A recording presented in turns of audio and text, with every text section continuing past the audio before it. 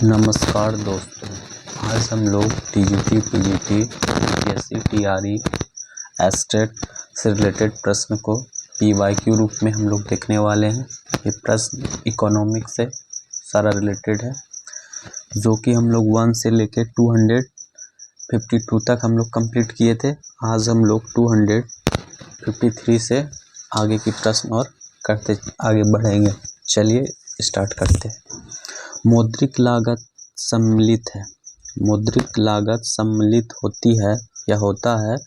मौद्रिक लागत में सम्मिलित होता है, क्या होता है? तो सामान्य लाभ भी होता है, अब अव्यक्त लागतें होते हैं, व्यक्त लागतें होती हैं। उपयुक्त में से सभी हो जाएगा। चलिए इसका व्याख्या पढ़ लेते हैं। इसका व्याख्या है, मौद्रिक लागत में सामान्य लाभ, अव्यक्त लागतें एवं व्यक्त लागतें जैसे मजदूरी, वेतन, ब्याज, लगान, माल की खरीद, लाइसेंस शुल्क, घिसावट व्यय आदि जो अकाउंट बुक में प्रदर्शित की जाती है, शामिल की जाती है, उसी को क्या कहते हैं? मौद्रिक लागत, सामान्य लाभ और अव्यक्त लाभ। और क्या है यहाँ पे 254 नंबर प्रश्न है, निम्नलिखित में से किसको आर्थिक लागत कहा जाता है? मतलब आर्थिक लागत किसको कहा जाता है? आर्थिक लागत सिर्फ कहा जाता है मौद्रिक लागत को। ऑप्शन नंबर बी हो जाएगा। ठीक है, इसका व्याख्या पढ़ लेते हैं। मौद्रिक लागत या आर्थिक लागत लेखांकन लागत के भिन्न है, क्योंकि लेखांकन लागत में केवल प्रत्यक्ष या व्यक्त ही सम्मिलित होता है, जबकि आर्थिक या मौद्रिक में इसे अतिरिक्त अव्यक्त लागत या सामान्य लाभ भी सम्मिलित रहता है। अर्थात आर्थिक या मौद्रिक लागत बराबर लेखांकन लागत प्लस अव्यक्त लागत प्लस सामान्य लाभ होता है। चलिए 225 नंबर प्रश्न कह रहा है कि सामान्य लागत वक्रों में निम्नलिखित में से किस वक्र में न्यूनतम बिंदु नहीं होती है? किस में न्यूनतम बिंदु नहीं होती है? तो औसत स्थिर लागत में न्यूनतम बिंदु नहीं होती है। ऑप्शन नंबर डी हो जाएगा। चलिए इसका व्याख्या देख लेते हैं। इसका व्याख्या है, औसत स्थिर लागत वक्र का स्वरूप आयताकार अति परवलयाकार होता है, जिसके प्रत्येक बिंदु पर मांग की लोच इकाई होती है। इस वक्र का न्यूनतम बिंदु नहीं होता है, क्योंकि वक्र निरंतर घटता रहता है। ये हो जाएगा उत्पादन, ये हो जाएगा लागत। ये AFC हो गया आयताकार। अब 256 नंबर देख लेते हैं। 256 नंबर प्रश्न देखते हैं। ठीक है, 256 किसी फर्म की औसत स्थिर लागत के बराबर में निम्नलिखित कथनों पर विचार कीजिए। इसमें कथन दिया हुआ है और बोल रहा है विचार करने के लिए।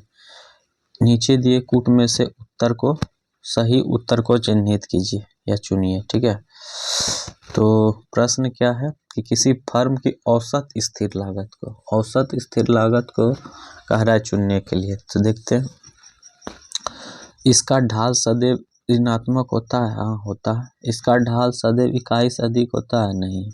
इसका ढाल सदैव इकाई के बराबर होता है? नहीं। उत्पादन के संबंध में लोच इकाई के बराबर होता है? हाँ सही है। तो 1 और 4 ये दोनों सही है। चलिए इसका व्याख्या देख लेते हैं। किसी फर्म की औसत स्थिर लागत ढाल AFC सदैव ऋणात्मक होता है तथा उत्पादन के संबंध में लोच की इकाई के बराबर होता है। ये डायग्राम था। ठीक है, और AFC सदैव इसलिए गिरती रहती है क्योंकि TFC स्थिर होती है तथा AFC बराबर TFC बटा Q होता है। अतः उत्पादन में वृद्धि होने से AFC में गिरावट होती जाती है, और AFC में गिरावट इस कारण भी होती है क्योंकि ABC तथा AC में गिरावट होती है, जिसके कारण AFC भी गिरावट होती है। ये देख लीजिए डायग्राम। और 257 नंबर प्रश्न है, किसी उत्पादन का वह कुल लागत फलन C बराबर 10 + 5Q + 2Q² है यदि कीमत 15 है तो समीकरण में उत्पादक की सीमांत लागत क्या होगा, इसका 15 आएगा सॉल्व करने के बाद। ठीक है, फार्मूला से इसको सॉल्व करेंगे तो 15 आएगा। देखिए 15 आया है।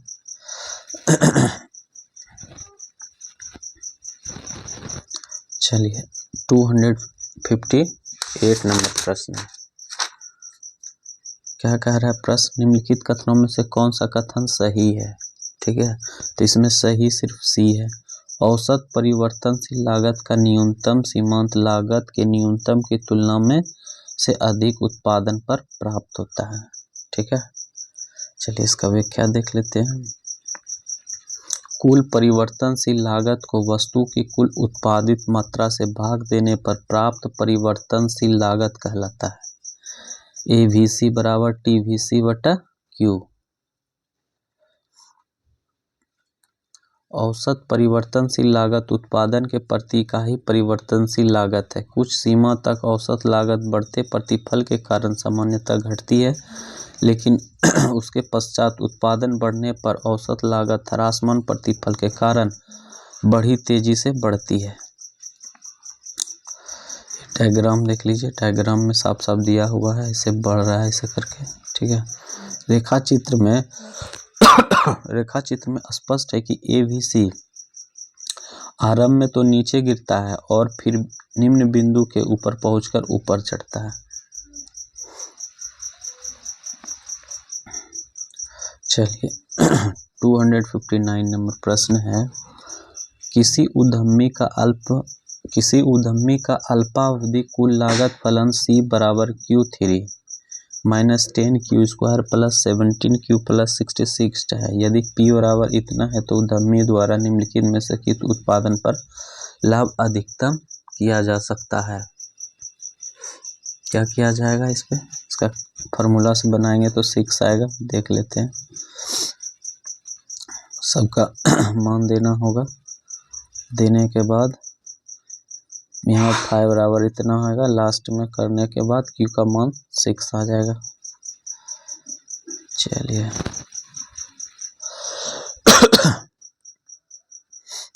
चलिए प्रश्न है 260 नंबर कि नीचे दी गई किसी फर्म की कुल लागत और मांग फलन का अनुसार यह बताएं कि किसी कीमत पर लाभ अधिकतम होगा।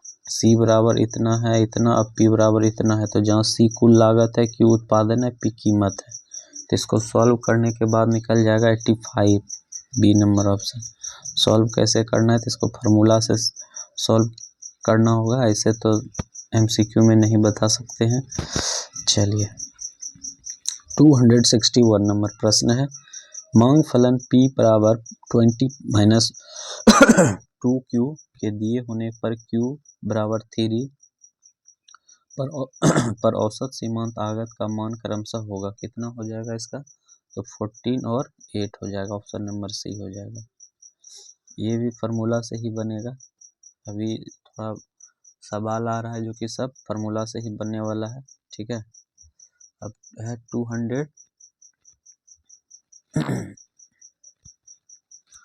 262 नंबर प्रश्न है।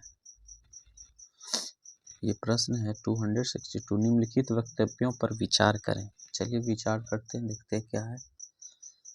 दीर्घावधि औसत लागत वक्र का न्यूनतम बिंदु न्यूनतम सुदृढ़ पैमाने के रूप में जाना जाता है। हाँ, जाना जाता है। वह न्यूनतम निर्गत होता है जहां पर दीर्घावधि औसत लागत का वक्र नीचे आना रुक जाता है। ये भी सही है, तो ऑप्शन नंबर A हो जाएगा। 1 और 2 दोनों सही है। चलिए इसका व्याख्या देखते हैं।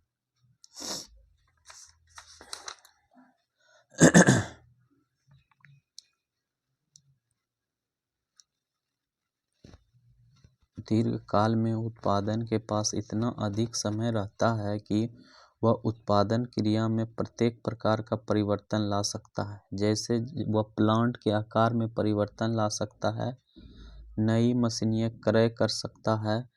इसकी निम्न विशेषताएं हैं। फर्स्ट नंबर, LAC वक्र एक स्पर्श बिंदु पथ है जिसके प्रत्येक बिंदु किसी न किसी ऐसे C के स्पर्श बिंदु को छूता होता है। 2 नंबर है, दीर्घ अवधि औसत लागत LAC वक्र को न्यूनतम बिंदु न्यूनतम सूक्ष्म पैमाने के रूप में जाना जाता है। 3 नंबर है, यह वक्र निर्गत होता है जहां पर दीर्घ अवधि औसत लागत वक्र का नीचे आना रुक जाता है। 4 नंबर है, SAC के तरह U आकार पर SAC का अपेक्षा चपटा होता है। 5 नंबर है, LAC वक्र SAC वक्र को काटता नहीं है, स्पर्श करता है। स्पर्श तो करता है प्रत्येक SAC के न्यूनतम बिंदु पर नहीं बल्कि अनुकूलतम बिंदु के स्तर के बिंदु पर पहले SA के गिरते हुए भाग तथा इसके बाद दाहिनी और SA के ऊपर उठते हुए भाग को स्पर्श करेगा, जैसा कि रेखाचित्र से स्पष्ट है। रेखाचित्र देखिए कैसे U आकार का है, सब LAC SAC SAC 2 4 सब गिरता हुआ बढ़ता हुआ दिखाई दे रहा है।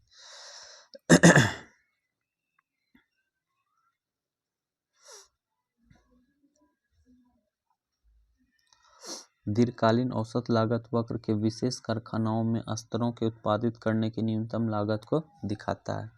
263 नंबर प्रश्न है, दीर्घकालीन औसत लागत वक्र बताता है। दीर्घकालीन औसत लागत वक्र बताता है, क्या बताता है? तो अल्पकालीन औसत लागत वक्र न्यूनतम बिंदु को दर्शाता है। न्यूनतम बिंदु को दर्शाता है। ऑप्शन नंबर डी हो जाएगा। इसका व्याख्या देख लेते हैं। व्याख्या ऊपर वाला ही प्रश्न से था। 264 अब चलते हैं। प्रश्न है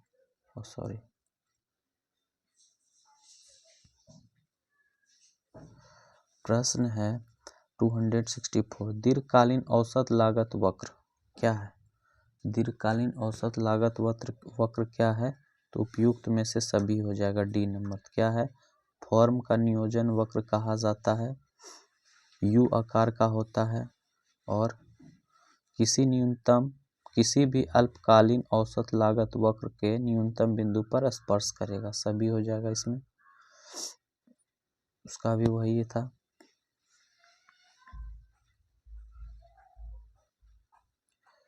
टू 265 नंबर प्रश्न है, अनुभव आधारित गवेषणाओं से यह स्पष्ट होता है कि दीर्घकालीन औसत लागत वक्र का आकार कैसा होता है? तो L आकार का होता है। कैसा होता है? दीर्घकालीन का आकार जो है ना U आकार का होता है। U आकार का होता है। इसका भी व्याख्या नहीं है, लेकिन किसके द्वारा बोल रहा है? तो अनुभव आधारित गवेषणाओं से यह स्पष्ट होता है। किसके से? गवेषणाओं से स्पष्ट होता है कि दीर्घकालीन औसत लागत वक्र U आकार का होता है। इसका भी व्याख्या नहीं है। चलिए 266 नंबर प्रश्न है कि दीर्घकालीन औसत लागत वक्र दिखलाता है। दीर्घकालीन औसत लागत वक्र कैसा दिखलाता है? तो ऑप्शन नंबर ए हो जाएगा। एक विशेष कारखानों में उत्पादन में विभिन्न स्तरों को उत्पादित करने की न्यूनतम लागत को दीर्घकालीन औसत लागत वक्र कहते हैं। चलिए इसका भी व्याख्या नहीं है। 267 नंबर है, मान लो औसत लागत फलन AC बराबर 1/3 x² - 10x + 9 है, तो उत्पादन के किस स्तर पर औसत लागत सीमांत लागत के बराबर होगी? तो ये 15 के बराबर हो जाएगा। ये भी फार्मूला से बनेगा। ठीक है, यहाँ पे देखिए 15 आया है। चलिए 268 नंबर प्रश्न है। 268 नंबर प्रश्न है, एक फर्म द्वारा श्रम को भाड़े पर में रखने की लागत क्या कहलाती है? भाड़े पे जो लागत लगता है उसे क्या कहते हैं? तो कहते हैं इसको सुस्पष्ट लागत। क्या कहते हैं? सुस्पष्ट लागत कहते हैं। चलिए इसका व्याख्या पढ़ते हैं। एक फर्म द्वारा श्रम को भाड़े में रखने की लागत सुस्पष्ट लागत कहती है। मौद्रिक लागत बराबर स्पष्ट लागत प्लस स्पष्ट लागतें प्लस सामान्य लाभ। अब स्पष्ट लागतें क्या होता है इसको देखते हैं। स्पष्ट लागतें वे लागत हैं जो उत्पादन को उत्पत्ति के साधनों को एकत्र करने हेतु प्रत्यक्ष रूप से व्यक्त करना पड़ता है। जैसे मजदूरी, भूमि व मकान का किराया, कच्चे माल पर व्यय, ब्याज दर का भुगतान, परिवहन एवं विज्ञापन पर व्यय। अब अस्पष्ट लागतें देखते हैं क्या होता है। अस्पष्ट लागतें वे लागतें हैं जिनका उत्पादन को प्रत्यक्ष रूप से भुगतान नहीं करना पड़ता है, जैसे उत्पादन द्वारा स्वयं दी गई सेवा की मजदूरी, स्वयं की पूंजी पर ब्याज व स्वयं की जमीन व मकान पर किराया, वह अस्पष्ट लागतें होते हैं। अब सामान्य लाभ क्या होता है? यह लाभ वह होता है जो फर्म या उत्पादक को कार्य में लगाए रखने के लिए आवश्यक होता है। चलिए 269 नंबर प्रश्न है। 269 नंबर प्रश्न है, अल्पकालीन औसत कुल लागत और दीर्घकालीन औसत लागत के स्पर्श बिंदु पर अल्पकालीन सीमांत लागत क्या होता है? क्या होता है अल्पकालीन पे? तो ये हो जाएगा दीर्घकालीन सीमांत लागत के बराबर होती है। ऑप्शन नंबर डी हो जाएगा। चलिए इसका व्याख्या देख लेते हैं। अल्पकालीन औसत कुल लागत और दीर्घकालीन औसत लागत के स्पर्श बिंदु पर अल्पकालीन सीमांत लागत दीर्घकालिक सीमांत लागत के बराबर होती है, जैसा कि रेखाचित्र से स्पष्ट है। इसमें सारा बताया गया है डायग्राम के अनुसार। चलिए 270 नंबर प्रश्न, यदि प्रतियोगी फर्म के कुल लागत फलन और बाजार मांग फलन क्रमशः C बराबर 1/3 x Q minus 10x² minus 9x plus 1000 और x बराबर 12 माइनस p/9 है, तो बताइए इनमें से कौन लाभ पर उत्पादन का स्तर अधिकतम होगा? तो इसका हो जाएगा 3 नंबर, C आ जाएगा, 3 आ जाएगा इसका। इसका बहुत लंबा लेंदी प्रोसेस है आंसर लाने के लिए, लास्ट में यहाँ जाके 3 आया है। चलिए 271 नंबर प्रश्न है,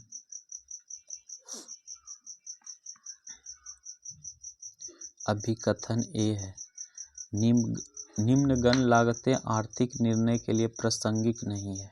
निम्नगण लागतें आर्थिक निर्णय के लिए प्रासंगिक नहीं है। कारण आर है, ऐसे संसाधनों की अवसर लागत शून्य होती है। ऐसे संसाधनों की अवसर लागत शून्य होती है, तो ऑप्शन इसका ए हो जाएगा। ए और दोनों सही है, आर ए की सही व्याख्या है। ए भी सही है, आर भी सही है।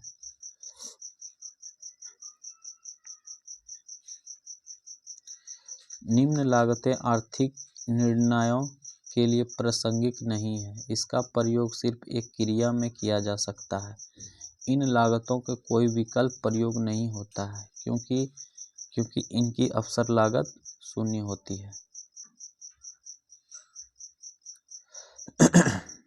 चलिए 272 नंबर प्रश्न है, कुल लागत फलन C बराबर 7q² प्लस 26q प्लस 5 दिया गया होने पर Q बराबर RS 5 पर है, तो MC क्या हुआ इसका? तो MC निकालने पर इसका 96 आ जाएगा। ऑप्शन नंबर डी हो जाएगा। ये भी फार्मूला पे निकलेगा, MC बराबर DC/DQ फार्मूला पे ये बनता है। किस पे बनता है? तो इस फार्मूला से बनता है ये, तो निकल जाएगा 96। 273 नंबर प्रश्न है, 273 नंबर प्रश्न है, निम्नांकित कथनों पर ध्यान दीजिए। ठीक है, और पूछ रहा है कि इनमें से कौन सा सही है। तो इसमें सिर्फ 3 सही है, बाकी सब गलत है। ये भी गलत है, ये भी गलत है, ये सही है। सही क्या है? सीमांत लागत वक्र औसत लागत वक्र को उस बिंदु पर काटता है जहां औसत लागत स्थिर होता है। चलिए इसका व्याख्या देख लेते हैं। सीमांत लागत वक्र औसत लागत वक्र के उस निम्न बिंदु पर काटता है, अर्थात जहां AC स्थिर, AC तथा MC दोनों आकृति U आकार की होती है। जब एक C वक्र गिर रहा हो तब MC वक्र उससे अधिक तेजी से गिरता है, और AC वक्र नीचे रहता है। जब AC वक्र ऊपर उठ रहा हो तो MC वक्र उससे तेजी से उठकर AC ऊपर रहता है। जब AC न्यूनतम होता है तो AC बराबर MC, AC equal to MC हो जाएगा।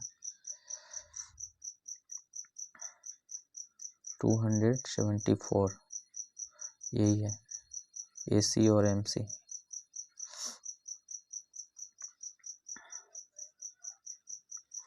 ट्वेंटी 274 नंबर प्रश्न है, वस्तु की मांग फलन P बराबर 21 - 3x है। यदि कीमत x बराबर 3 हो तो सीमांत आय का मान होगा कितना होगा?